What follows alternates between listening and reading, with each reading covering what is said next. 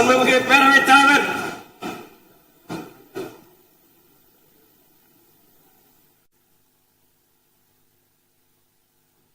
ஆளுநர் பேரவைக்கு நன்றி தெரிவிக்கும் தீர்மானத்தின் மீதான விவாதத்திற்கு பதிலுரை மாண்புமிகு முதலமைச்சர் அவர்கள். மாண்புமிகு பேரவைத் தலைவர் அவர்களே, மாபெரும் தலைவர்கள் வழிநடத்திய மாண்பும் மாபெரும் வரலாற்று சிறப்பு கொண்ட இந்த சட்டமன்ற பேரவையின் 17வது சட்டமன்ற பேரவைக்கு நம்மையும் நம்ம தமிழக வெற்றி கழகத்தை சார்ந்த சட்டமன்ற உறுப்பினர்களையும் தேர்ந்தெடுத்து அனுப்பின நிரந்தரமாக என் நெஞ்சில் குடியிருக்கும் தாயன்புமிக்க தமிழக மக்கள் அனைவருக்கும் என்னுடைய மனப்பூர்வமான நன்றிகள். 17வது சட்டமன்ற கூட்டத்தொடரின் முதல் ஆளுநர் உரையின் மீதான நன்றி தெரிவிக்கும் தீர்மானத்திற்கு பதிலுரை வழங்க வாய்ப்பளித்த மாண்புமிகு பேரவைத் தலைவருக்கு நம் வணக்கத்தை தெரிவித்துக் கொள்கிறோம். மாண்புமிகு பேரவைத் தலைவர் அவர்களே, இந்த 17வது மாமன்றத்தில் அதிகப்படியான 12 கட்சிகளை சேர்ந்த பிரதிநிதிகள் தேர்ந்தெடுக்கப்பட்டிருக்கும். நாம கொள்கை ரீதியாகவும் நிலைப்பாடு ரீதியாகவும் வேறுபட்டு இருந்தாலும் மக்கள் பணி செய்வதுதான் நம்ம எல்லாருக்கும் பிரைமரியா இருக்கிற ஒரே எய்ம். அந்த வகையில தான் நம்ம எல்லாருமே நம்ம மக்களால் அங்கீகரிக்கப்பட்டு சட்டமன்றத்திற்கு வந்திருக்கிறோம். அதனால நாம கருத்தால் வேறுபட்டாலும் மக்கள் சேவை என்ற நோக்கத்துல நம்ம மாநிலம் சார்ந்த விஷயங்கள்ல நாம எல்லாரும் ஒன்றிணைந்து பயணிச்சா நம்ம தமிழ்நாடு என்னைக்கும் எதிலையும் முதன்மை மாநிலமாக திகழும். ஆளுநர் உரைக்கு நன்றி தெரிவிக்கும் தீர்மானத்தில் பேசின மாண்புமிகு உறுப்பினர்களுக்கு நன்றி. எதிர்த்து பேசினாதான் எதிர்கட்சின்னு ப்ரூவ் பண்ண முடியும்னு நினைச்சுக்கிட்டு பேசின எதிர்கட்சியை சேர்ந்த எதிர்கட்சி தலைவர் உள்ளிட்ட மாண்புமிகு உறுப்பினர்களுக்கும் வணக்கமும் நன்றியும். பதிலுரை வழங்குற அதே நேரத்தில் நம்மள சட்டமன்ற உறுப்பினராக தேர்ந்தெடுத்த பெரம்பூர் தொகுதி மக்களுக்கு நம்மளோட நெஞ்சார்ந்த நன்றிகள். அதே மாதிரி ராஜினாமா பண்ணிட்டாலும் நம்மளை தேர்ந்தெடுத்த திருச்சி கிழக்கு மக்களுக்கும் இந்த மன்றத்தில் நம்மளோட நன்றியை பதிவு செய்கிறோம். இப்படி நம்மள தாயன்போடு அள்ளி அரவணைச்ச தமிழ்நாட்டு மக்களுக்கு நாம எப்படியெல்லாம் துணையாக இருந்தோம், எப்படியெல்லாம் மக்களோட மக்களா இருந்தோம்னு சொல்றேன். 1990ஸ்லயே ரசிகர் மன்றமா இருந்தப்பவே மக்களுக்கு துணையா நிக்க ஆரம்பிச்சோம். அதுக்கப்புறம் நற்படி மன்றமாவும் அதுக்கப்புறம் விஜய் மக்கள் இயக்கமாவும் மாறி மக்களோட மக்களா நின்றுகிட்டு இருந்தோம். 2008 ஈழத் தமிழருக்கு ஆதரவா உண்ணாவிரதம் போராட்டம் செஞ்சோம். போர் முடிவுக்கு வரணும், நம்ம தொப்புள் கூடிய உறவுகளான ஈழத் தமிழர்களுக்கு பாதுகாப்பான நிம்மதியான ஒரு வாழ்வு கிடைக்கணும்னு அன்னைக்கே கோரிக்கை வச்சோம். 2009 ஆரம்பிச்ச விஜய் மக்கள் இயக்கம் வழியா நம்மளோட மக்கள் நல பணிகளை எக்ஸ்டெண்ட் அண்ட் எக்ஸ்பேண்ட் பண்ணிக்கிட்டே வந்தோம். கல்விக்கு துணையா இருந்தோம், சோசியல் சர்வீஸ் செஞ்சோம், வெள்ள நிவாரணத்துல துணையா இருந்தோம், கொரோனா காலத்துல மக்களுக்கு தோள் கொடுத்தோம். விலையில்லா விருந்தகம், குருதியகம், முட்டைப்பால் ரொட்டி திட்டம், விழியகம், பயிலகம், நூலகம், இப்படி பல வழியில மக்களுக்கு துணையா இருந்தோம். அப்புறம் நம்மளோட திரைப்படங்கள்ல நம்மளால முடிஞ்ச வரைக்கும் ஊழல் எதிர்ப்ப சொன்னோம், சமூக நீதியை சொன்னோம், கல்வியை பத்தி சொன்னோம், அரசியலை பத்தி சொன்னோம். அரசியலை பத்தி பேசுனதுனால நம்ம படங்கள் சந்திச்ச இதுவரைக்கும் சந்திக்கிற பிரச்சனையை பத்தி எல்லாருக்குமே தெரிஞ்சதுதான். இது மட்டும் இல்லாம 2011 நாகப்பட்டினத்துல மீனவர் பிரச்சனைகளுக்கு ஆதரவா ஒரு பெரிய பொதுக்கூட்டம் நடத்தினோம். மீனவர்கள் மீதான தாக்குதலை கண்டிச்சு பேசி அதுல நம்மளோட எதிர்ப்பை பதிவு செஞ்சோம். 2017 ஜல்லிக்கட்டு போராட்டத்தில் தமிழர் பண்பாட்டு உரிமைக்கான நம்மளோட ஆதரவை தெரிவிச்சோம். 2018 ஸ்டெர்லைட் போராட்டம், துப்பாக்கி சூட்ல பாதிக்கப்பட்ட நம்ம சொந்தங்களை நேர்ல சந்திச்சு ஆறுதல் சொன்னோம். 2021 உள்ளாட்சி தேர்தலில் விஜய் மக்கள் இயக்க வேட்பாளர்கள் போட்டியிட்டு ஜெயிச்சாங்க. கல்வி விருது விழா நடத்தி சிறந்த மதிப்பெண் பெற்ற மாணவ மாணவிகளுக்கு ஊக்கத்தொகையும் பரிசும் கொடுத்தோம். 2024 தமிழக வெற்றி கழகத்தை ஆரம்பிச்ச உடனேயே CAA-வை எதிர்த்து அறிக்கை விட்டோம். அரசியல் கட்சி ஆரம்பிச்சு விழுப்புரம் மாவட்டத்தில் விக்கிரவாண்டியில நம்மளோட முதல் மாநில மாநாட்டிய வெற்றி கொள்கை திருவிழாவை நடத்தினோம்.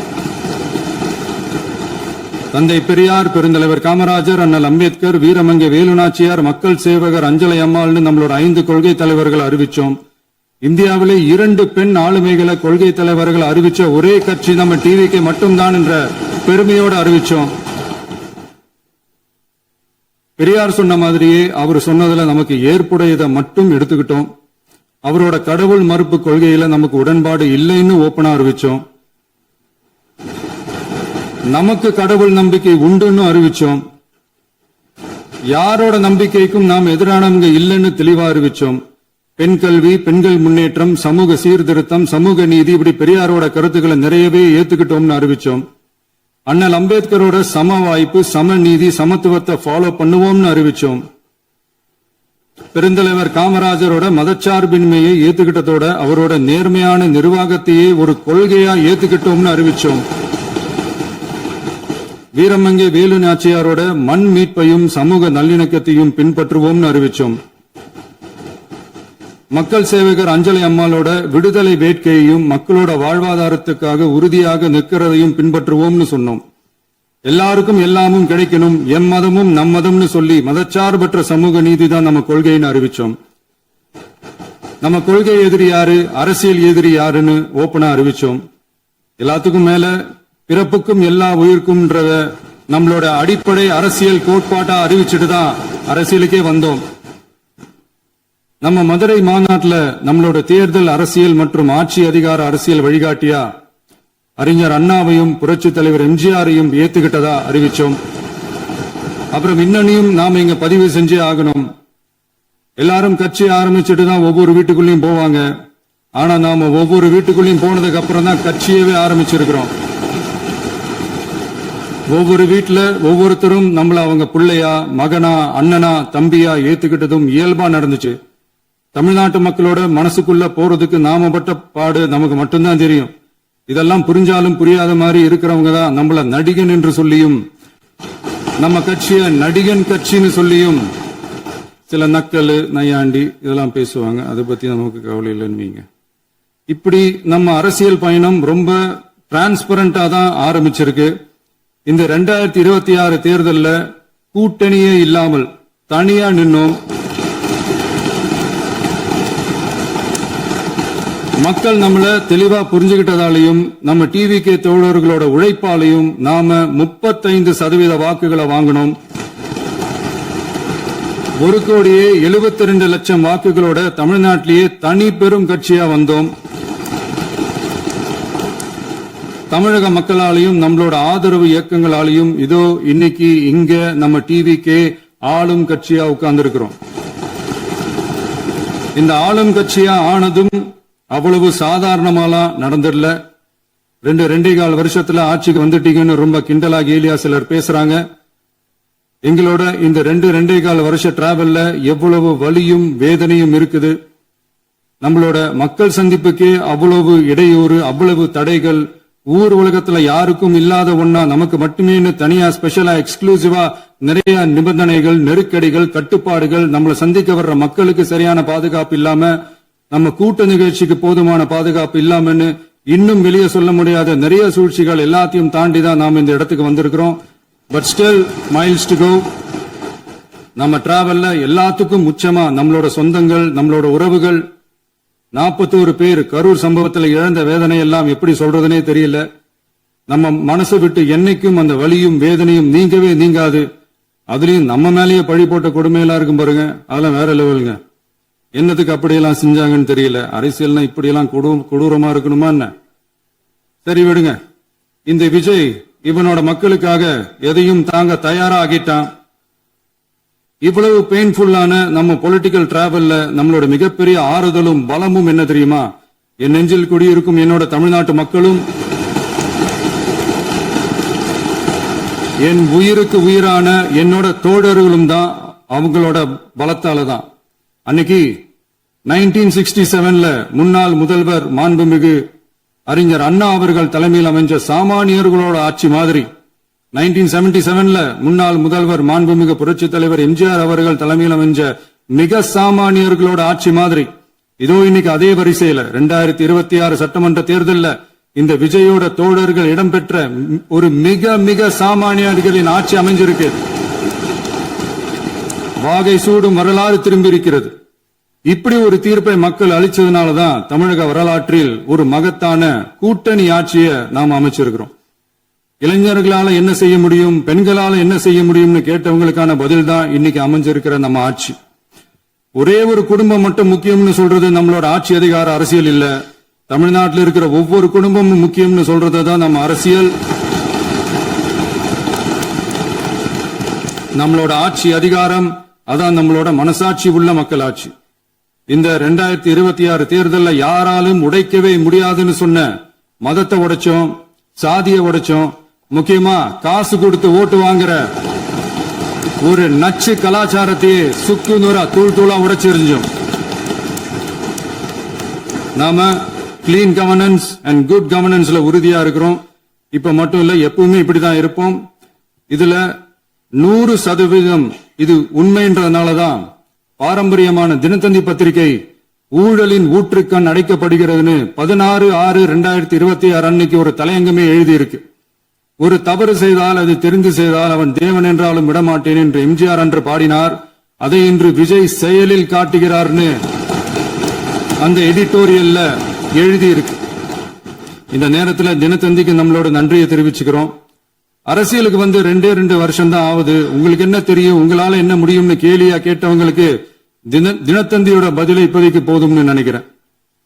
என்னென்னமோ செய்வான்னு சொல்றானே இந்த விஜய், பல வருஷமா இருக்கிற ஒரு பதவி வெறி பிடிச்ச அரசியலை உடைச்சு எப்படி செய்வான்னு நம்ம மக்களை யோசிச்சிருவாங்க. இதோ இப்போ நம்ம மக்களுக்கு புரிஞ்சிருக்கும். இப்பவும் சொல்றோம், இது வெறும் ஆரம்பம் தாங்க. இந்த மாபெரும் சபையிலிருந்து கேட்கிற மக்களே, நமக்கு கொஞ்சம் அவகாசம் கொடுங்க. இதுக்கு முன்னாடி, அதாவது 2017 கடைசியில இருந்து 2026 ஏப்ரல் வரைக்கும் இருந்த புண்ணியவான்கள் ஆட்சியில ஒவ்வொரு டிபார்ட்மெண்ட்லயும் போட்ட ஏராளமான ஓட்டைகளை அடைச்சிக்கிட்டே படிப்படியா மக்களுக்கு நல்லதையும் செஞ்சுக்கிட்டே வருவோம். அதனாலதான் நமக்கு எதிரா யார் யாரோ சேரவே மாட்டாங்கன்னு நினைச்சவங்க எல்லாம் ஒன்னா சேர்றாங்க. நம்ம ஆட்சிக்கு டேட்டு குறிக்கிறாங்க.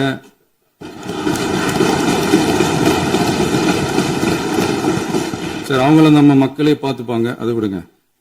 நாம ஆட்சிக்கு வந்து சரியா 40 நாள் ஆகுது. அதுக்குள்ள என்ன செஞ்சீங்கன்னு கேக்குறாங்க. ஒரு லிஸ்ட் ஒன்னு சொல்றேன் கேளுங்க. பெண்கள் பாதுகாப்புக்காக சிங்கப்பெண் சிறப்பு படை, 200 யூனிட் வரை கட்டணமில்லா மின்சாரம், போதைப் பொருள் ஒழிப்புக்காக தனிப்படை, குறுவை நெல் சாகுபடியை ஊக்குவிப்பதற்காக 134.83 கோடி சிறப்பு தொகுப்பு திட்டம், வழிபாட்டு தலம், ஸ்கூல், பஸ் ஸ்டாண்ட், அதுக்கு பக்கத்துல இருக்கிற 717 மதுபான கடைகள் மூடப்பட்டன. அங்க வேலையில் இருந்தவர்களுக்கு வேறு கடைகளில் வேலை, கவனிக்கப்படாமல் விடப்பட்ட அம்மா உணவகங்கள் புதுப்பிக்கப்பட்டன. பத்திரப்பதிவு துறையில் பகல் கொள்ளைக்கு புல் ஸ்டாப் வைக்கப்பட்டுள்ளது. வருகையில்லா ஆவண பதிவு முறை கொண்டுவர உத்தேசிக்கப்பட்ட செயல்பாட்டில் உள்ளது. அரசு மற்றும் தனியார் மருத்துவமனையில் ஸ்கேன் மையங்களில் கருவுறுவதற்கு முன் மற்றும் பின் ஏற்படும் தவறுகளை கண்காணிக்கவும் மருத்துவ நிறுவனம் முறைப்படுத்தும் சட்ட விதிகள் பின்பற்றப்படுகிறதா என கண்காணிக்கவும் மருத்துவ மற்றும் ஊரக பணிகள் இயக்கத்தின் பயன்பாட்டிற்காக 40 புதிய வாகனங்கள் வழங்கப்பட்டுள்ளது. கூட்டுறவு வங்கியின் ஏழை எளிய மக்கள் வாங்கிய கடனுக்கு முதல் முத்தாய்ப்பாக ரூபாய் 2045 கோடி தள்ளுபடி வழங்கி ஆணையிடப்பட்டுள்ளது. ஒன்றிய அரசிடம் கேட்டுக்கொண்டதற்கிணங்க கடந்த 2 வருடமாக நிறுத்தி வைக்கப்பட்ட இருந்த ஜல் ஜீவன் மிஷன் திட்டம் புதுப்பிக்கப்பட்டு ஜல் ஜீவன் மிஷன் திட்டம் 2.0 நடைமுறைக்கு கொண்டு வரப்பட்டுள்ளது.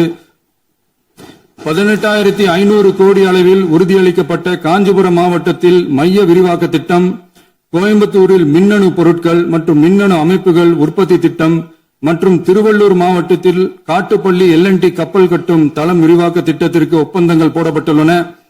அனைத்து நிர்வாக நடவடிக்கைகளும் மின்னணு முறையில் மாற்றம் கொண்டுவர நடவடிக்கை எடுக்கப்பட்டு வருகிறது. சட்டவிரோத கல்குவாரி மற்றும் அனுமதியின்றி கனிமங்களை எடுத்துச் செல்வது தடுக்கப்பட்டுள்ளது. பல்வேறு குவாரிகள் சீல் வைக்கப்பட்டுள்ளன. கனிமங்களை கண்காணிப்பது, எல்லைகளை நிர்ணயிப்பது மற்றும் ஆளில்லா விமானம் மூலம் அளவீடு செய்வது போன்றவற்றை செயல்படுத்துவதற்கான பணிகள் மேற்கொள்ளப்பட்டு வருகின்றன. அனைத்து துறைகளிலும் அலுவலர் தலையீடு இல்லாமல் லஞ்ச லாவண்யமற்ற தமிழகத்தை உருவாக்க அனைத்து நடவடிக்கைகளும் முடுக்கிவிடப்பட்டுள்ளது. இதெல்லாம் சாம்பிள் தான், இன்னும் இருக்கு. இந்த வெறும் 40 நாளுக்குள்ளேயே இவ்வளவு செஞ்சிருக்கோம்னா இனி வர்ற நாட்கள்ல கொஞ்சம் கொஞ்சமா படிப்படியா ஸ்டெடியா உழைச்சி லஞ்சலாவணம் இல்லாத ஊழல் இல்லாத பெண்களுக்கு பாதுகாப்பான சுதந்திரமான டிரான்ஸ்பரண்டான தமிழ்நாட்டை நம்ம சொந்தங்களான தமிழக மக்களுக்கு தர்றதுதான் நம்மளோட ஒன் அண்ட் ஒன்லி டார்கெட். கண்டிப்பா அதை நிறைவேற்றியே காட்டுவோம். 8 கோடி மக்கள் நம்மளோட இருக்கிறப்போ ஏங்க அதை செய்ய முடியாது? மாண்புமிகு பேரவைத் தலைவர் அவர்களே, தமிழ்நாட்டின் கருவூலம் எப்படி திசை மாறி உருமாறி தேய்ந்து ஓய்ந்து கிடைக்கிறதுன்னு சொன்னாங்க.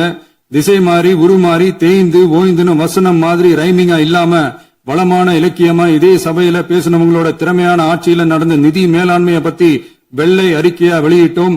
வெள்ளை அறிக்கை வந்ததிலிருந்தே கண்ணை கட்டுதுங்க. அந்த காலத்துலதான் பிள்ளையோ பிள்ளை தொல்லையோ தொல்லைன்னு சொன்னாங்க. அதே மாதிரி தாங்க அவங்க ஆட்சியாலையும் அவங்களாலையும் இன்னைக்கு தமிழ்நாட்டுக்கே தொல்லையோ தொல்லை. இப்படி ஒரு நிலைமையை உண்டாக்கி வச்சுட்டு இவங்க சொல்றாங்க நமக்கு ஆட்சி செய்ய தெரியாதுன்னு. நம்ம அமைச்சர்களுக்கும் நம்ம சட்டமன்ற உறுப்பினர்களுக்கும் ஒன்னும் தெரியாதுன்னு. ஆமாங்க, எங்களுக்கு தெரியாதுதான். எங்க சட்டமன்ற உறுப்பினர்களுக்கும் அமைச்சர்களுக்கும் மக்கள் பணி செய்ய தெரிஞ்ச அளவுக்கு மக்கள் பணத்தை சுருட்ட தெரியாதுதான்.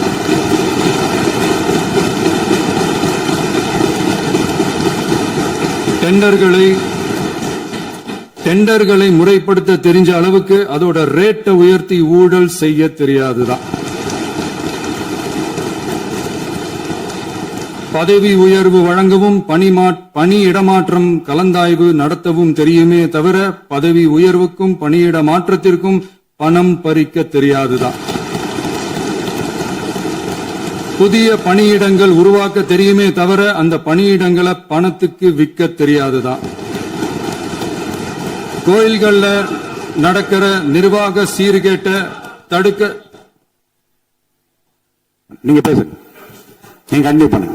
கோயில்கள்ல நடக்கிற நிர்வாக சீர்கேட்டை தடுக்க தெரியுமே தவிர கோயில் பணத்தை கொள்ளையடிக்க தெரியாதுதான். தங்கத்தை உருக்கி தாரை வார்க்க தெரியாதுதான். கனிம வளத்தை பாதுகாக்க தெரிஞ்ச அளவுக்கு கனிமத்தை வித்து கொள்ளையடிக்க தெரியாதுதான். அரசு வருமானத்தை அரசு கஜானாவுக்கு மாத்த தெரிஞ்ச அளவுக்கு அந்த பணத்தை தனிப்பட்ட கஜானாவுக்கு மடை மாத்த தெரியாதுதான். போதை கலாச்சாரத்தை தடுக்க தெரிஞ்சவங்களுக்கு போதை கலாச்சாரத்தை வளர்க்க தெரியாதுதான்.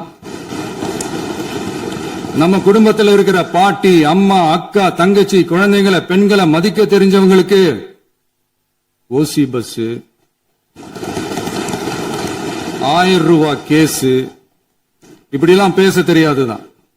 எங்க உறுப்பினர்களுக்கும் அமைச்சர்களுக்கும் மக்கள் சேவை தெரிந்த அளவிற்கு சுயநல தேவையை செஞ்சிக்க தெரியாதுதான்.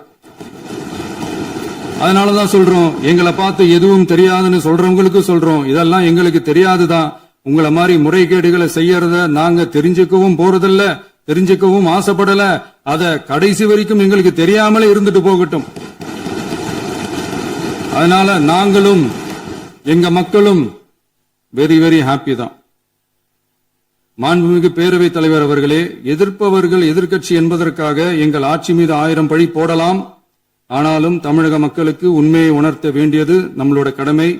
மின்வெட்டை பொறுத்தவரை தமிழ்நாடு மின்மிகை மாநிலமாக இருந்தாலும் கடந்த காலங்களில் ஏற்பட்ட நிர்வாக குளறுபடிகளும் மின்சார சாதனங்கள் மற்றும் மின் மாற்றிகளில் ஏற்படும் பழுதாலும் வேண்டுமென்றே சிலரின் நடவடிக்கைகளாலும் இந்த மின்வெட்டிற்கு காரணமாக உள்ளது.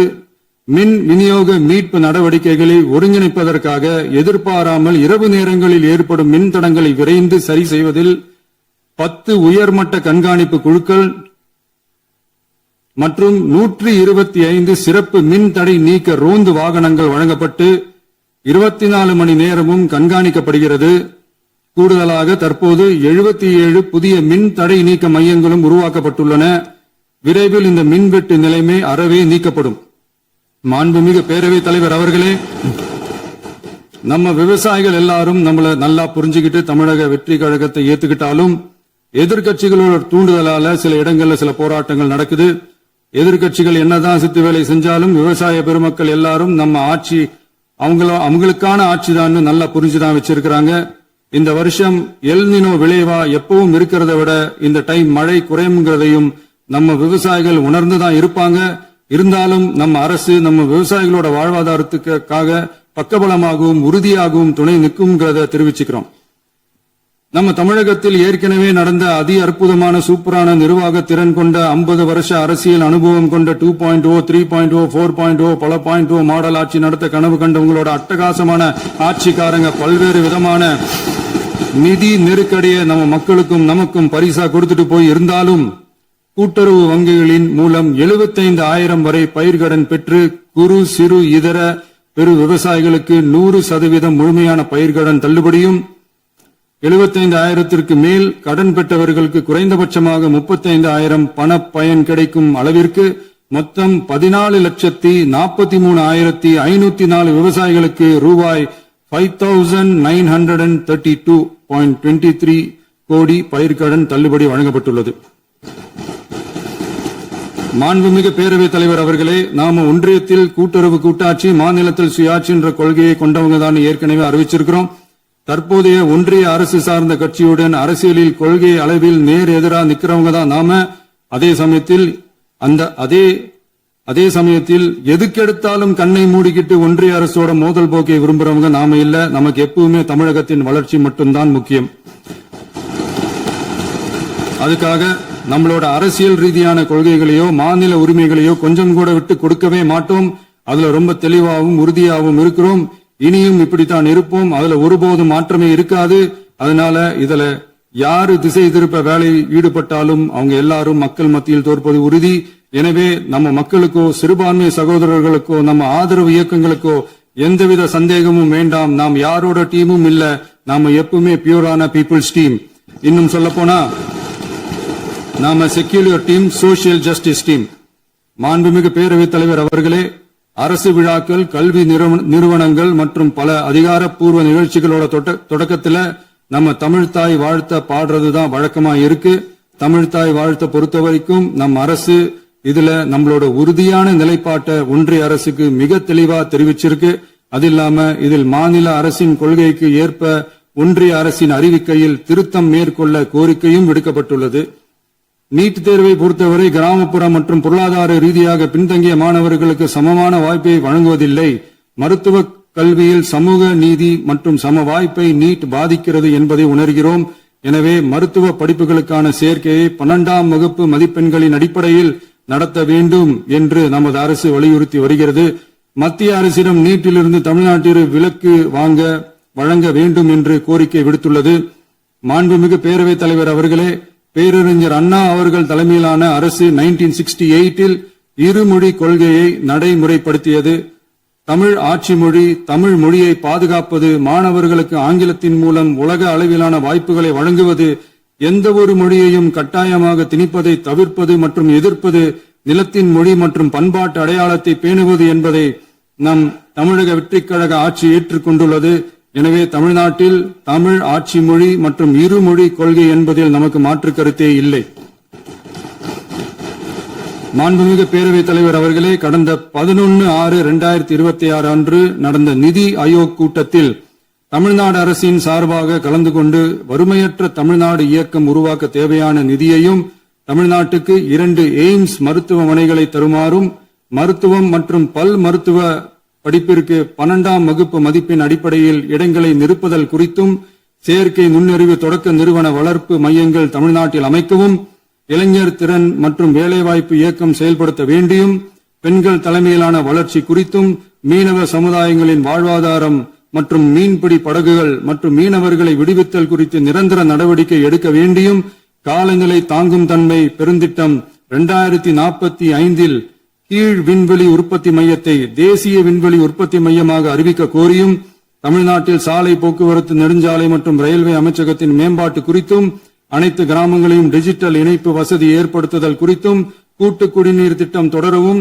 அரசின் விழாக்களில் தமிழ்தாய் வாழ்த்துக்கான முதலிடத்திற்கான கோரிக்கையும், மேகதாது அணை கட்டுமான நிறுத்தத்தை உறுதிப்படுத்தவும், மாநிலத்தின் மீது மும்மொழி கொள்கையை வற்புறுத்தாமல் புதிய கல்விக் கொள்கையை திணிக்காமல் தமிழகத்திற்கான கல்வித் தொகை ரூபாய் 3,284 கோடியை விடுவிக்க கோரியும், ஆண்டுதோறும் 5 லட்சம் இளைஞர்களுக்கு உதவித் தொகையுடன் கூடிய பணியினை தொழில்நுட்ப பயிற்சி வழங்க ஒத்துழைப்பு வழங்குமாறும், ஒகேனக்கல் 3ஆம் கட்ட கூட்டு குடிநீர் திட்டத்திற்கான நிதி ரூபாய் 2283.40 விடுவிக்கவும், வேலை வாய்ப்பு மற்றும் வாழ்வாதாரத்துக்கான உத்தரவாத திட்டத்தின் கீழ் வேலை வாய்ப்புகளை உருவாக்க உடனடி நடவடிக்கை மேற்கொள்ள வேண்டியும் மற்றும் திருக்குறளை தேசிய இலக்கியமாக அறிவிக்குமாறும் தமிழ்நாடு சார்பில் பேசியுள்ளோம் என்பதை தெரிவித்துக் கொள்கிறோம்.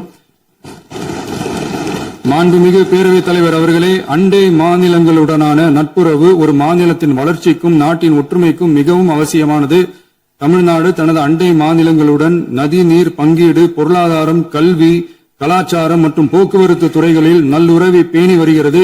பரஸ்பர மரியாதை, ஒத்துழைப்பு மற்றும் கூட்டாட்சி தத்துவத்தின் அடிப்படையில் அண்டை மாநிலங்களுடனான நட்புறவை வலுப்படுத்தவும் நமது ஆட்சியில் காக்கப்படுகிறது. மாண்புமிகு பேரவைத் தலைவர் அவர்களே, சட்டம் ஒழுங்கை பத்தி பேச்சு வந்தது. சட்டம் ஒழுங்கு சரியா இருக்கணும் அப்படின்றதுல எங்களுக்கு மாற்று கருத்தே கிடையாது. கண்டிப்பா லா அண்ட் ஆர்டர் கரெக்டா இருக்கணும், கரெக்டா இருக்கும், இருக்க வைப்போம். அதே மாதிரி பெண்கள் பாதிக்கப்படுறதையும் இங்க யாராலையும் சகிச்சுக்கவே முடியாது. அதுக்கான கடுமையான நடவடிக்கைகள் நம்ம அரசு எடுத்துக்கிட்டு இருக்கிறோம். இந்த சிங்கப்பெண் சிறப்பு அதிரடிப்படை கூட அதுக்கான ஒரு ஃபர்ஸ்ட் ஸ்டெப் தான். அதே மாதிரி இந்த போதைப் பொருள் நடமாட்டம் அதை கண்ட்ரோல் பண்றதுக்கும் நம்ம அரசு கடுமையான நடவடிக்கைகள் எடுத்துக்கிட்டு இருக்கிறோம். அதையும் கண்டினியூ பண்ணி எடுப்போம். மாண்புமிகு பேரவைத் தலைவர் அவர்களே, இப்ப நான் சொன்ன இந்த பிரச்சனைகள்லாம் 2026 போன மாசம் மே மாசம் 10ஆம் தேதி புதுசா வந்துடல. இதெல்லாம் பல வருஷமா இருக்கிற பிரச்சனைகள் தான், பல வருஷமா கண்டுக்காம விட்ட பிரச்சனைகள் தான். இன்னைக்கு எதிர்கட்சிக்காரங்க அதை பத்தி கேட்கும் போது எனக்கு அது அக்கறையா தெரியல, அவதூறு அரசியலா தான் தெரியுது, பழி போட்ட அரசியலா தான் தெரியுது. இப்படி அவதூறு பழி போடுறவங்களை பார்த்து ஒண்ணு தான் கேட்கணும்னு தோணுது. கடந்த 9-10 மாசமா நம்ம ஸ்டேட்ல சட்டம் ஒழுங்கு டிஜிபியே இல்ல. சட்டம் ஒழுங்கு டிஜிபியை போடுங்கன்னு சொல்லி எல்லாம் ஊஞ்சி போயிட்டோம். போன ஆட்சியில நடந்ததுக்கெல்லாம் இப்பதான் விடையை கண்டுபிடிக்கிறோம் நம்ம ஆட்சியில்.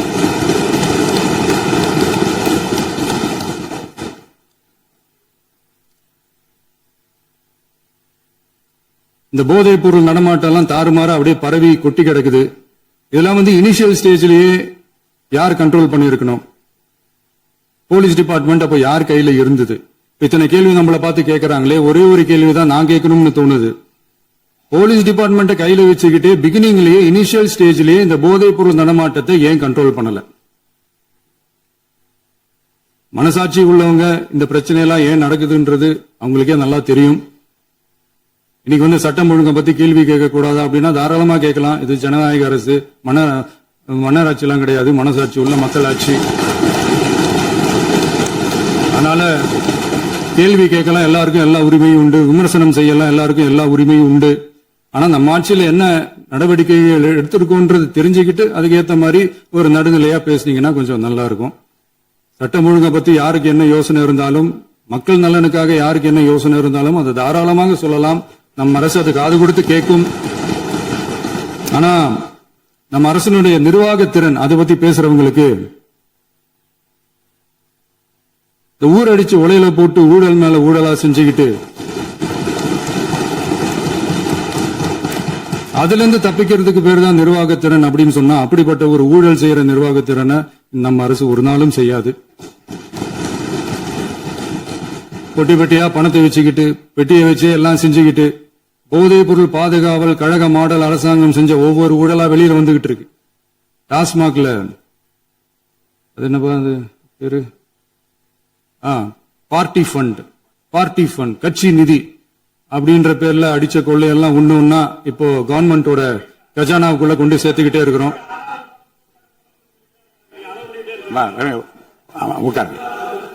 மாண்புமிகு முதல்வர்கள் பதிலுரைக்கு பிறகு நேரம் தர அப்ப பேசட்டும், அவங்க பேசட்டும், அவங்கள பேச அனுமதி. உட்காருங்க.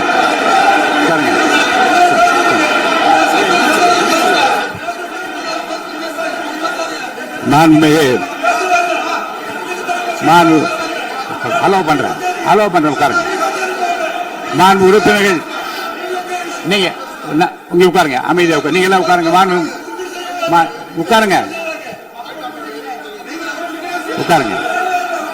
மாண்புமிகு நீங்க எல்லாரும் உட்காருங்க. அமைதியா உட்காருங்க.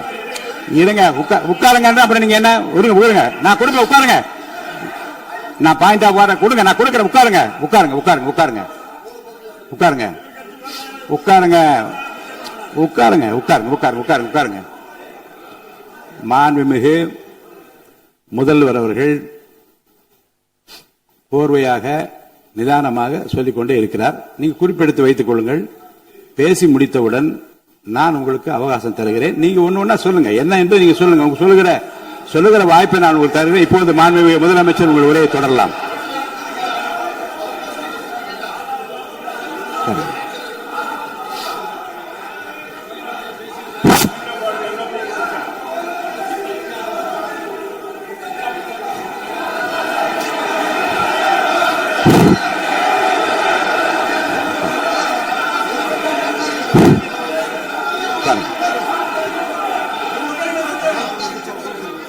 நான் எழுந்த பிறகு உட்காருங்க. உட்காருங்க, எல்லாரும் உட்காருங்க. தேசிய உட்காரு, நான் அலோவ் பண்றேன்.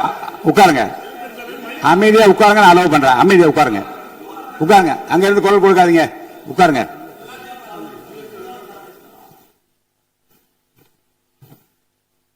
இனிமையான இந்த விவாதத்தில்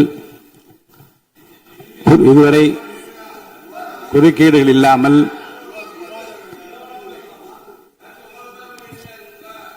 கொஞ்சம் அமைதியா இருங்க.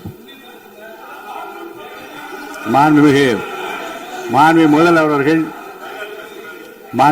அவர்கள் பேசி முடித்தவுடன் பாயிண்ட் ஆஃப் ஆர்டர் கேட்டிருக்கேன், நான் அனுமதிக்கிறேன். எதிர்க்கட்சி தலைவருக்கு மட்டும் நான் அனுமதி தருகிறேன். அவர் எழுந்து பேசலாம். மாண்பு முதலமைச்சர் நீங்க கண்டினியூ பண்ணி முடிக்கலாம். நீ எல்லாரும் எழுந்துச்சீங்கன்னா சரி வராது. உட்காருங்க, நான் சொல்லியிருக்கேன்.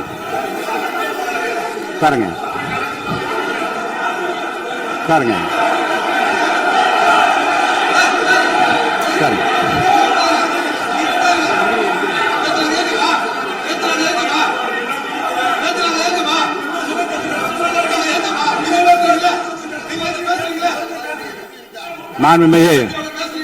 மாண்பு உறுப்பினர் அமைதி காக்க வேண்டும். நேற்று எதிர்க்கட்சி தலைவர் பேசுகிற போதும் அவர் பேசுகிற எல்லாவற்றுக்கும் நான் அனுமதி அளித்தேன். அதுல பாயிண்ட் ஆஃப் கேளுங்க, அந்த விவாதத்தில் கேளுங்க.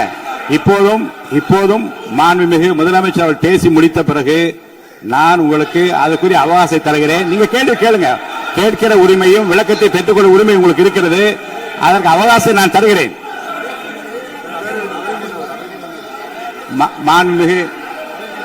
மாண்புமிகு உறுப்பினர் அமருங்க. மூத்த உறுப்பினர், சபை விதிகளை நன்கு தெரிந்த ஒரு உறுப்பினர், நீங்க போய் இடத்துல உட்காருங்க. முதல்ல மாண்புமிகு முதலமைச்சர் அவர்கள் உரையை தொடரலாம். இப்போது எந்த விதமான பாயிண்ட் ஆஃப் ஆர்டர்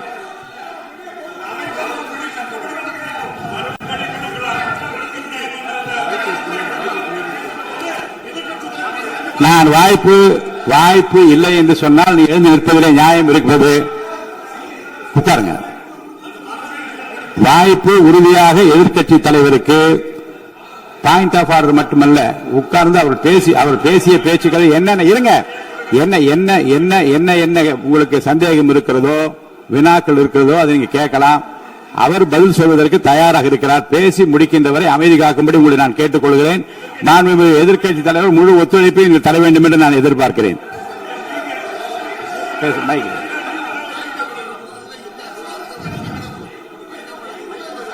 மைக் கொடுங்க.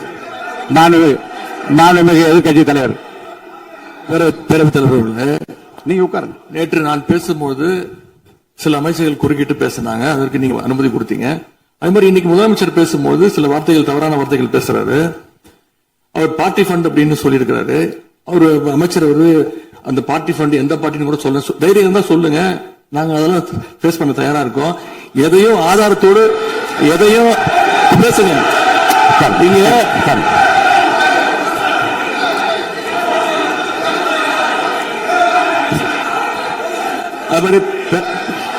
பேரவைத் தலைவர் நேற்று நான் பேசி முடிஞ்சோடனே நீங்க அவை முடிஞ்சிருச்சுன்னு சொல்லிட்டீங்க. நாங்கெல்லாம் வீட்டுக்கு போயிட்டோம். வீட்டுக்கு போய் டிவி போட்டு பார்த்தா அங்க இன்னொரு அமைச்சர் இன்னும் பதில் சொல்லிட்டே இருந்திருக்கிறாரு. அதுக்கெல்லாம் நாங்க இப்ப என்ன பதில் இது, என்ன மரபு இது? நீங்க இப்ப பேசிக்கிட்டே இருப்பீங்களா? நாங்க பாத்துக்கிட்டே இருக்கணுமா? அதே மாதிரி இன்னைக்கு முதலமைச்சர் அவர்கள் பேசும்போது நாங்களும் அமைதியா கேட்டுட்டு தான் இருந்தோம். ஆனா சில கருத்துக்கள் அவர் பேசும்போது அதை நாங்க அனுமதிக்க முடியாது. ஆதாரத்தோடு ஏதாவது பேசணும்னா, குற்றச்சாட்டுகள் சொல்லும் போது ஆதாரத்தோடு சொன்னீங்கன்னா அதை நாங்க ப்ரூவ் பண்றதுக்கு தயாராக இருக்கு. மாண்புமிகு உறுப்பினர் அவர்கள் இருங்க. நேற்று மாண்புமிகு எதிர்க்கட்சித் தலைவர்கள் பேசியதும் மாண்புமிகு பொதுப்பணித் தலைவர்கள் பேசியதும் ஆதாரம் இல்லாமல் பேசக்கூடாது என்று நான் சொன்னேன். ஆய்வு செய்து நீக்கப்பட வேண்டியது நீக்கும் என்று சொன்னேன். இப்போது மாண்புமிகு முதல்வர் அவர்கள் பேசி முடிக்கட்டும். நீங்கள் கூறிய கருத்துப்படி அதில் ஆதாரங்கள் இல்லாத குறிப்பாக இருந்தால் அது நீக்குவதற்குரிய உரிமை எனக்கு இருக்கிறது. ஆய்வு செய்து நான் நடவடிக்கை எடுப்பேன். இப்போது மாண்புமிகு முதலமைச்சர் அவர்கள் பேசலாம். இந்த டாஸ்மாக் மாதிரியே பல டிபார்ட்மெண்ட்லயும் மறுபடியும் சொல்றேன், கட்சி நிதின்ற பேர்ல அடிச்ச கொள்ளைய ஒன்னா கவர்மெண்டோட கஜானாக்குள்ளேயே கொண்டு சேர்த்துக்கிட்டே இருக்கிறாங்க. இப்பவும் சொல்றேன், மக்கள் பணத்துல இருந்து ஒரு பைசா கூட தொடமாட்டோம், தொடவும் விடமாட்டோம், தொட்டா விடமாட்டோம், இதுக்கு முன்னாடி தொட்டவங்களையும் விடமாட்டோம்.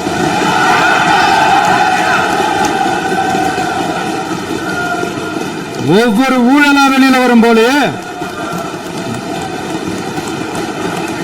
ஒவ்வொரு வேஷமா கலைஞ்சிரும் போலே, இங்க இருக்கிற நிறைய பேரு நடுங்கி போய் இதுல நம்ம மேல அவதூறு வேற. இப்ப புதுசா ஒரு வெப்பன் ஒண்ணு கொண்டு வந்திருக்காங்க. அது என்ன தெரியுமா? அவங்க தயவால தான் நம்ம ஆட்சி நடக்குதான். மக்கள் தயவால இந்த ஆட்சி நடந்துகிட்டு இருக்கு. மனசாட்சி உள்ள சக்திகளோட ஆதரவால இந்த ஆட்சி நடந்துகிட்டு இருக்கு. நாங்க தான் அனுப்பி வச்சோம் அப்படின்றாங்களே. அனுப்பி வச்சவங்களுக்கு மினிஸ்ட்ரியில இடம் கொடுத்தா ஏன் கதறீங்க? ஏன் இவ்வளவு கோவம்? ஏன் இவ்வளவு கதறல்? இதுல இன்னொரு முக்கியமான விஷயம், மார்க்சிஸ்ட் கம்யூனிஸ்ட் கட்சி நமக்கு ஆதரவு கொடுத்தது சுயேட்சையா எடுத்த முடிவுன்னு சொல்றாங்க. அதே மாதிரி இந்திய கம்யூனிஸ்ட் கட்சி நமக்கு ஆதரவு கொடுத்தது சுயேட்சையா எடுத்த முடிவுன்னு சொல்றாங்க. இதுல எங்க இருந்து நாங்க தான் அனுப்பி வச்சோம்னா புரியலையே. மக்களுக்கு நல்லா புரியும், எல்லாத்தையும் தெளிவா பார்த்துக்கிட்டு இருக்கிறாங்க.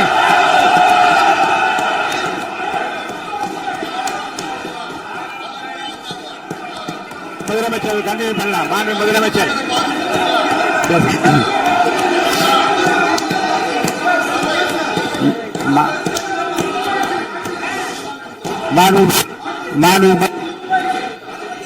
முதலமைச்சர் கண்டினியூ பண்ணலாம். நீ கண்டினியூ பண்ணலாம்.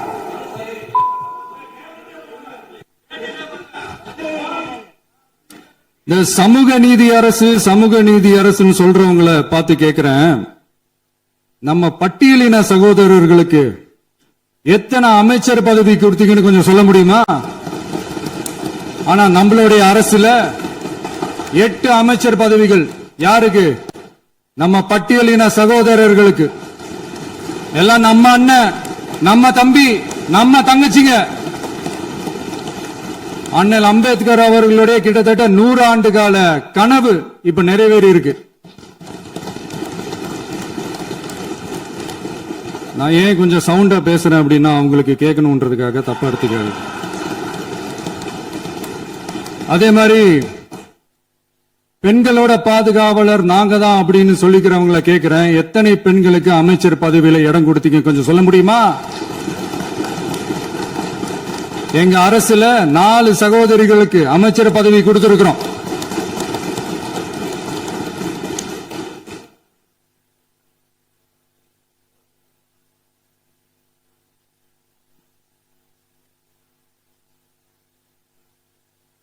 அதனால மக்களால் நிராகரிக்கப்பட்டு மக்களால் அகற்றப்பட்டவங்களுக்கு ஒண்ணு சொல்லிக்கிறோம், தப்பே செய்ய மாட்டோம், ஊழலே செய்ய மாட்டோம், நேர்மையா தான் இருப்போம், நியாயமா தான் இருப்போம் அப்படின்னு சொல்றவங்களால மட்டும்தான் கூட்டணி ஆட்சி அமைக்க முன்வரும். ஆட்சியிலையும் பங்கு, அதிகாரத்திலையும் பங்கு கொடுக்க முன்வரும். ஊழல்லையே ஊறி போனவங்களால இந்த கூட்டணி ஆட்சியோ ஆட்சியிலையும் பங்கு அதிகாரத்திலையும் பங்கு கொடுக்க முன்வராது. மெஜாரிட்டி இருந்தாலும் தரமாட்டாங்க, மெஜாரிட்டி இல்லனாலும் தரமாட்டாங்க. கேட்டா ரெடிமேடா ஒரு பதில் ஒண்ணு வச்சிருப்பாங்க, கூட்டணி ஆட்சியை மக்கள் விரும்ப மாட்டாங்கன்னு. அதே மக்கள் தான் இப்ப அவங்கள பார்த்து சிரிக்கிறாங்க. நான் பதவியேற்ற அன்னைக்கு கொஞ்சம் டைம் அவகாசம் கேட்டேன். எதுக்கு கேட்டேன்? நிதி நிலைமைலாம் கொஞ்சம் மோசமா இருக்குது, அதெல்லாம் கொஞ்சம் சரி செஞ்சுக்கிட்டு படிப்படியா கொஞ்சம் கொஞ்சமா நான் கொடுத்த வாக்குறுதிகள்லாம் செயல்படுத்துவேன், அதுக்காக கொஞ்சம் டைம் அவகாசம் கேட்டேன். நான் ஏதோ வேற எதுக்காகவோ வேற யாருக்காகவோ ஏதோ அவகாசம் கேட்ட மாதிரி. அடுத்து இங்க சபையில இல்லாதவங்களை பத்தி பேச வேண்டாம்னு நினைக்கிறேன்.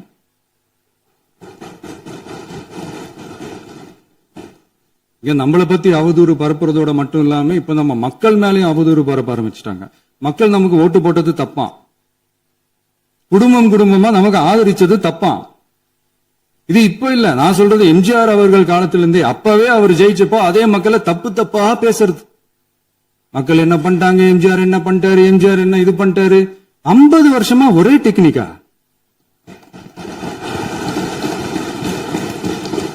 டெக்னாலஜி எல்லாம் மாறி வேற எங்கேயோ போயிட்டு இருக்கு பஸ். இதுல கொஞ்சம் டெக்னிக்காச்சும் கொஞ்சம் மாத்தினா கொஞ்சம் நல்லா இருக்கும். அதனால மக்களுக்கு யூஸ்ஃபுல்லா இருக்கிற மாதிரி இந்த ஆக்கப்பூர்வமான கருத்துக்களோ ஆக்கப்பூர்வமான யோசனைகளோ இருந்தா சொல்லுங்க, அதை நாங்க டெஃபரெண்டா எடுத்துக்கிறோம். ஆனா அதை விட்டுட்டு இந்த நக்கலு நையாண்டி சம்பந்தம் இல்லாத பேச்சு இதெல்லாம் பேசிட்டு அப்புறம் முதல்வர் பதில் சொல்லல, முதல்வருக்கு பதில் சொல்ல தெரியல அப்படின்னா அப்புறம் என்ன சோஃபா மாடல் ஆட்சியா? அது என்னன்னு புரியறதுக்கு எனக்கு ரொம்ப நாள் ஆச்சு. இந்த சோஃபா செட்டு, டேபிள் சேரு, டீபாய், பர்னிச்சர் பிசினஸ் எல்லாம் வேற வெளியில போய் பண்ண சொல்லுங்க. அப்படி அந்த பிசினஸ் தான் பண்ணணும்னா நிறைய பிசினஸ் பண்ற மாதிரி வெளியில போய் பண்ண சொல்லுங்க, இங்க சட்டசபைக்குள்ள வேணாம். அதனால ஆக்கப்பூர்வமான கருத்துக்கள் இருந்தா சொல்லுங்க, டெஃபினட்டா அது சரியா இருந்தா நாங்க ஏத்துக்கிறோம். எனக்கு ஒரு குட்டி கதை ஒண்ணு ஞாபகம் வருது, சொல்லாமா? ஒரு ஊர்ல ஒரு பெரியவர் வெயில் ரொம்ப ஜாஸ்தியா இருக்குன்னு சொல்லிட்டு கண்ணுக்கு மேல கை வச்சுக்கிட்டு இப்படி சுத்தி முத்தி தேடிக்கிட்டு இருந்தாராம். அப்ப கூட இருந்த ஒரு சின்ன பையன் என்ன தேடுறீங்க அப்படின்னு கேட்டானா. அதுக்கு அந்த பெரியவர் சொன்னாரா, அது ஒண்ணு இல்ல தம்பி, உங்க அப்பா இங்கதான் இருப்பாருன்னு சொன்னாங்க, அதான் தேடிக்கிட்டு இருக்கேன். எங்க உங்க அப்பாவையா காணோம்?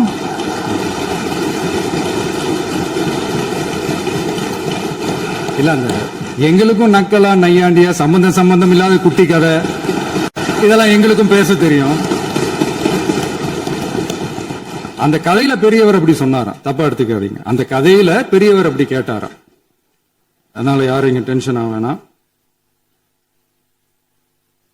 அதனால இன்னொரு இந்த என்னுடைய உரையை முடிக்கிறதுக்கு முன்னாடி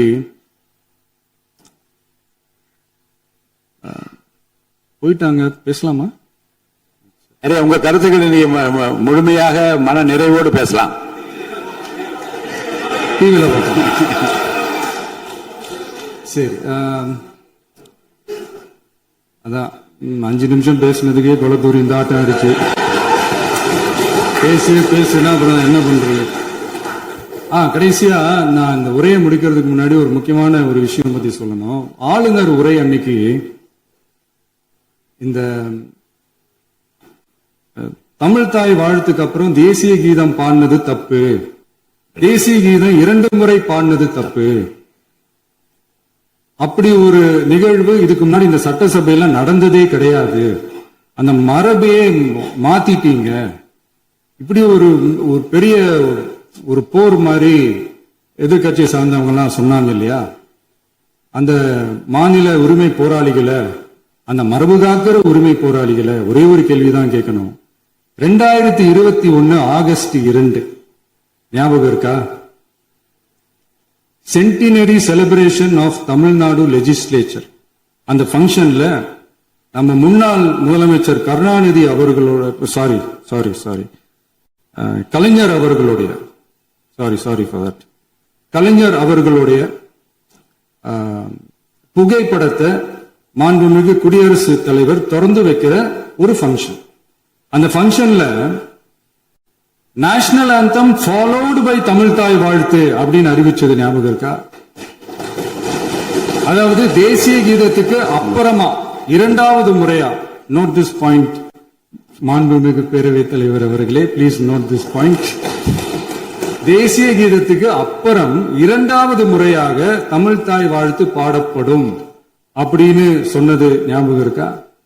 அதுவும் முத்தமிழ் அறிஞர் அப்படின்னு சொல்ற நம்ம கலைஞர் அவர்களுடைய அந்த புகைப்படம் வெளியிட்டு விழாவில் அவர் இருந்த இதே சபையில தமிழ இரண்டாவது இடத்துக்கு தள்ளினது யாருன்னு ஞாபகம் இருக்கா?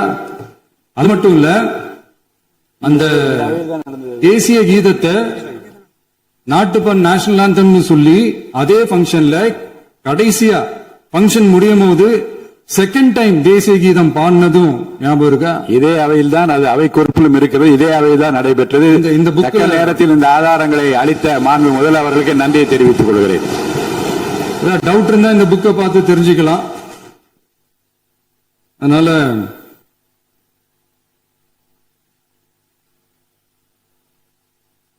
இதெல்லாம் கேட்டா என்ன சொல்லுவாங்கன்னா, அது ஜனாதிபதி கலந்துகிட்ட பங்கன், அதெல்லாம் அப்படிதான், அதெல்லாம் கண்டுக்க கூடாது அப்படின்னு சொல்லுவாங்க. இதே மாதிரிதான் பேசுறது ஒண்ணு, செய்யறது ஒண்ணு, செய்யறது ஒண்ணு, பேசுறது ஒண்ணு. இதெல்லாம் மக்கள் பார்த்துக்கிட்டு இருக்காங்க. எலெக்ஷனுக்கு முன்னாடி தான் அப்படி செஞ்சுக்கிட்டு இருந்தாங்க. இப்ப எலெக்ஷனுக்கு அப்புறம் அதே தான் செய்யறாங்க. இந்த விஜயையும் சாமானியர்களின் உண்மையான சமூக நீதி அரசையும் அவமானப்படுத்துறதுக்கு தான் அவங்களோட அந்த பொலிட்டிக்கல் சீனியாரிட்டி அது பயன்படுத்துது போல. சரி, செய்யட்டும் செய்யட்டும், நல்லா செய்யட்டும். இப்ப ஆனாலும் நம்மளுடைய மாநில உரிமை, மொழி உரிமை, உத்தமபுத்திரர் போல வேஷம் போடுற எதிர்கட்சிக்கு ஒன்றை மட்டும் ஆணித்தரமாக சொல்றோம். உங்களை மாதிரி தமிழ் தமிழ்னு சொல்லிக்கிட்டு, மொழி, பண்பாடு, கலாச்சாரம்னு சொல்லிக்கிட்டு ரெட்டை வேஷம் போடுறவங்க நாங்க கிடையாது. உலகெங்கும் வாழும் என் தமிழ் சொந்தங்களுக்கு நம்முடைய உத்தரவாதம் தமிழ் தான் எங்க உயிர் நாடி அப்படின்றத மறக்க மாட்டோம். இப்பவும் சொல்றோம், மாநில உரிமையில எப்பவும் உறுதியா இருப்போம். அதே சமயத்துல அரசியல் வேற, ஒன்றிய மாநில அரசுகளுக்கு இடையே இருக்கிற நிர்வாக அணுகுமுறை வேற. இதுல நாங்க ரொம்ப தெளிவா இருக்கிறோம். அதனால எங்களுக்கு பாடம் எடுக்கிறதா நினைச்சுக்கிட்டு உங்க வேஷத்தை நீங்களே கொஞ்சம் கொஞ்சமா கலைச்சுக்கிட்டே வரீங்க, மறந்துடாதீங்க. அப்புறம் நேத்து எதிர்கட்சி தலைவர், மாண்புமிகு எதிர்கட்சி தலைவர் பேசும்போது நிறைய பேசினாங்க. அதுல ஒண்ணு மட்டும் அரசு சொல்றதா நினைச்சுக்கிட்டு நம்மள இன்டைரக்டா ஈவில் அப்படின்ற அந்த வார்த்தையை யூஸ் பண்ணாங்க. எனக்கு ஒன்னே ஒண்ணுதான் சொல்லணும்னு தோணுது, ஈவில்ஸ்னு டெவில்ஸ் பேசக்கூடாது.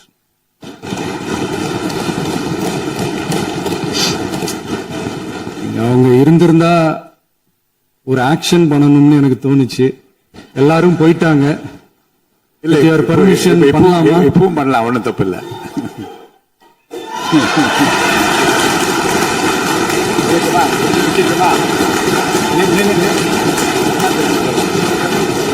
யார் சொல்லுங்க?